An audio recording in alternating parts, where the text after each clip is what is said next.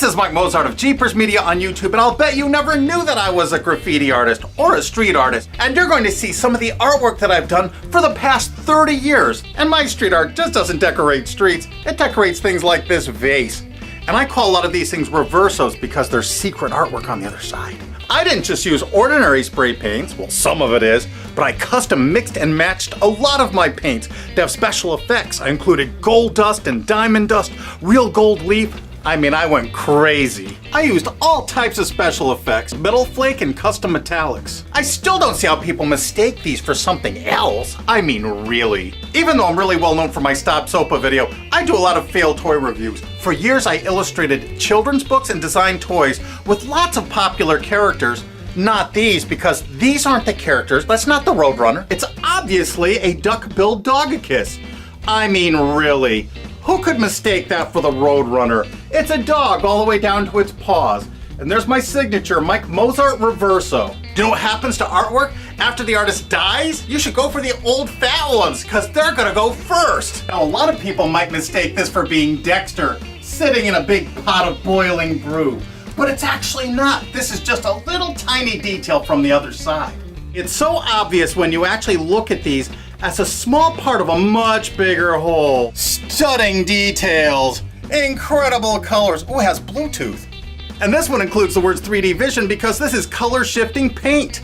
Depending on the angle you stand, it turns different colors. And this character is called the Lab Rat. And of course it's a genuine Mike Mozart Reverso. I mean, really larger character. Look how big I am. I don't do anything little. Everything's enormous. What I'm hoping to do is find a gallery, maybe in New York City. That would be ideal since I live right outside New York City, that wants to show this controversial show. Of course, it'd have to be a gallery that was clever enough to show that these paintings are on both sides. And both sides are necessary because it shows I'm not infringing anybody's copyright. Well, a lot of people might mistake this for Jack Skellington, but they'd be wrong. This isn't Jack Skellington.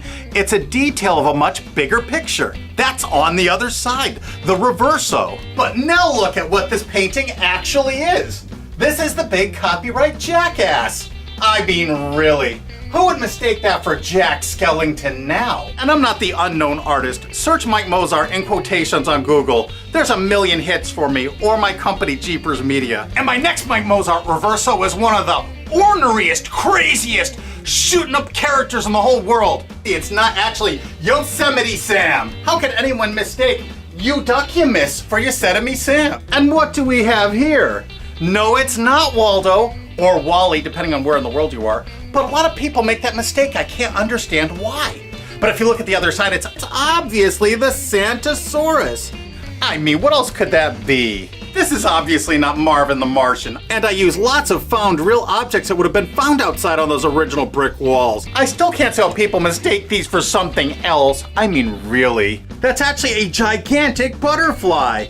Of course. How could anybody get that wrong? We need to say fair use because this is commentary on the big media companies and how they're trying to silence you. So copyrights now are the beast. And on the Reverso part, I use paint markers, sometimes I use spray paint, but the boards are always prepped with crazy backgrounds before I start. Do you think I should just do my YouTube videos and do these paintings and just retire? This is a continuation of the street art that I was doing in the 1970s and 80s.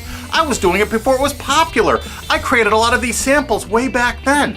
And what happened is the galleries at the time said, no one's gonna buy graffiti art. You can see it in the streets for free. And then Keith Haring came out and made street art very popular.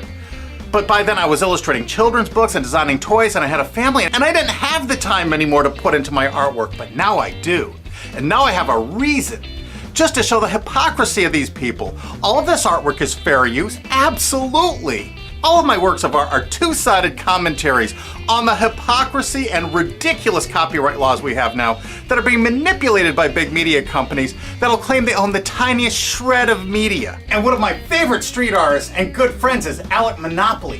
He's a brilliant artist of the Monopoly guy, and he uses him in lots of very critical commentary and social ways. He made this shirt for me when I was visiting him at Alki David Studios. And of course, Alex signed it everywhere, as he normally would, and the cuffs. Hey, this is not Eric Cartman. I mean, a lot of people would mistake that for Eric Cartman, but it is definitely not. especially when you see the other side. Just one small piece of a much larger picture, the pterodactyl, another Mike Mozart Reverso.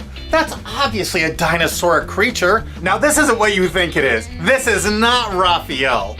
No way. This is just another little detail of a much bigger picture. Obviously a big swamp alligator. There is no way you could confuse that with Raphael. Cowabunga, dudes! This is obviously not SpongeBob and Patrick. Why would people make that mistake? The other side shows they're completely different characters and creatures altogether.